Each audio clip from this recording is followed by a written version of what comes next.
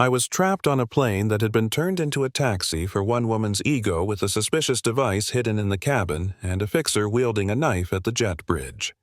And when the cuffs finally clicked around her wrists, the queen of my HOA realized her reign was over. That's how my ordinary commute to work became the night I watched a neighborhood tyrant fall out of the sky. My name's Evan Carter. I fly airplanes for a living. Most of the time, my job is long stretches of routine broken by short bursts of pure focus. You learn to notice things, sounds, details, patterns that don't fit. That habit saved a plane full of people and ended one HOA dictatorship. But it all started in the most ordinary place possible, Gate B7 of our local airport. I was deadheading that night traveling as a passenger to get into position for my next assignment. Civilian clothes, red polo jeans, carry-on bag, nothing to suggest I was crew. My ticket said 2A, first class. Small perk of the job. I was scrolling through headlines on my phone when I heard that voice, the one I knew too well. Gravel in a blender sharp and entitled. Karen Thompson. Back home, she ran our homeowners association like a little empire, but here she was just another passenger demanding my seat. I'm platinum status seat 2A as my usual. Unassign him, she snapped at the gate agent. Brenda, calm as stone, shook her head.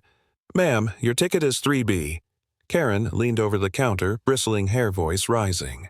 Medical reasons. I need the legroom. Call your supervisor. I glanced at my 6'2" frame, thought about her 5'4" build and sensible shoes, and bit back a laugh. While she ranted, my phone buzzed. Text from my wife, Lena. Karen's trying to force an emergency HOA vote tonight zoning variance deal. I typed back. Funny, she's right here trying to steal my seat. Lena sent me a head-exploding emoji. The dots were already starting to connect. Supervisor arrived, repeated the same answer, and finally gave her the ultimatum, 3B or tomorrow's flight. Brenda quietly radioed Escort the pilot and nodded toward me. Karen's eyes cut through the crowd and landed on me. I didn't blink. Just a guy in a polo shirt, but she looked at me with that same venom she'd used on our neighbor Mike when his roses crossed a property line. It was a look that promised payback. I boarded, slid into 2A, stowed my bag. Karen made a whole production squeezing into 3B, sighing like she was entering prison. I told myself to ignore her. But then came another character, the slick suit with the shiny shoes and the heavy gold signet ring. He bumped into a young flight attendant. Sarah murmured apologies, hand lingering a little too long near her open tote bag. It was too precise to be clumsy. Something about it set every alarm in me buzzing. Up we went. Storms ahead, the captain warned.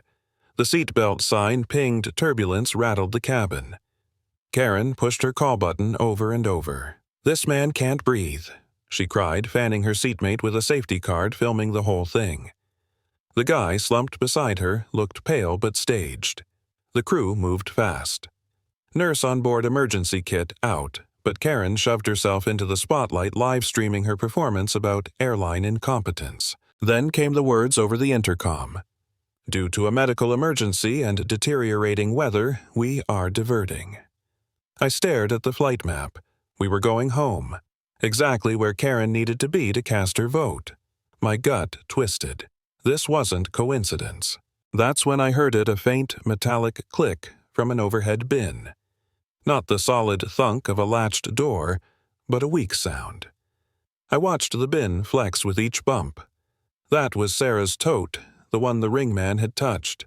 My instincts screamed. I unbuckled, crouched down the aisle to Maria, the lead attendant. "Row 3, right side." "The latch didn't sound right," I said quietly. She checked. The bin opened too easily.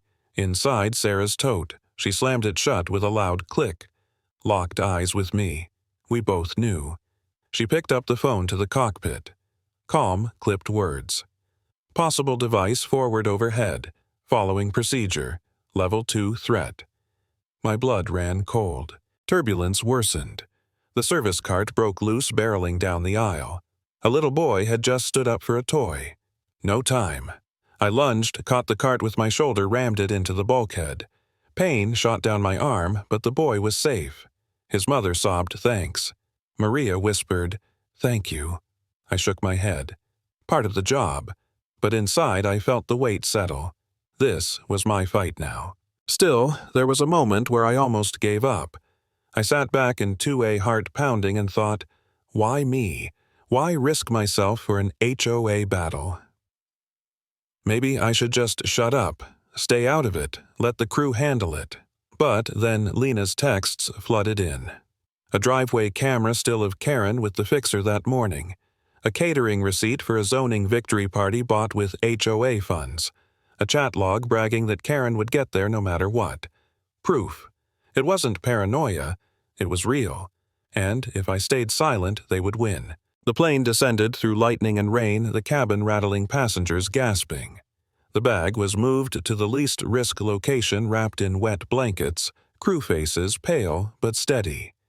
The air marshal revealed himself a quiet man from row 14C, suddenly coiled and alert. Karen, meanwhile, kept streaming lies. The crew is panicking. We're in danger. The irony almost choked me. We touched down, hard, reverse thrust roaring. Instead of the main terminal, we were guided to a remote gate swarmed with flashing lights. Police fire, TSA. The captain's voice. All passengers remained seated, but of course one man jumped up the slick fixer, Frank Malloy. He shoved past, sprinting toward the jet bridge. Got to catch a connection, he lied, sweat shining on his forehead. The air marshal moved. So did I. On the bridge, Frank spun, hand flashing into his jacket. A knife. Thin, wicked. He waved it, eyes wild. Stay back. The marshal barked. Federal agent, stop. Frank lunged. I didn't think. My roller bag was in my hand, 20 pounds of hard edges. I dropped my shoulder, jammed it into his wrist. Crack. The knife clattered to the floor. He howled, stumbled. The marshal and 2 airport cops tackled him, slammed him to the wall, cuffed him. Frank screamed back into the cabin, eyes locking on Karen. This was your plan. You set me up. Cameras everywhere caught it. Karen's smirk melted into raw panic. Her live stream turned against her. Agent Miller boarded sharp-eyed calm.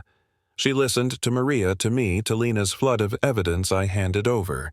She scrolled the pictures, the receipts, the HOA chat. Her face hardened.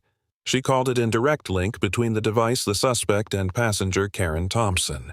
Then the station chief arrived, voice booming. Karen Thompson, on behalf of this airline, you are banned for life. Gasps filled the cabin. But Miller wasn't done. She stepped forward with 2 officers. Karen Thompson. You are under arrest for conspiracy to interfere with flight crew and endangering the safety of an aircraft. The cuffs clicked. Louder than the storm outside. Karen's face crumpled, drained of color, her empire collapsing in front of 180 witnesses, every one of them recording. And that's where it ended. No more speeches, no more live streams, no more HOA power plays. Just a woman in handcuffs led off a plane she had hijacked with lies, leaving behind the wreckage of her schemes. Sometimes protecting your home means noticing the smallest wrong detail. A click that doesn't sound right. A glance that doesn't fit. And when the moment comes, you either look away or you step up. I chose to step up.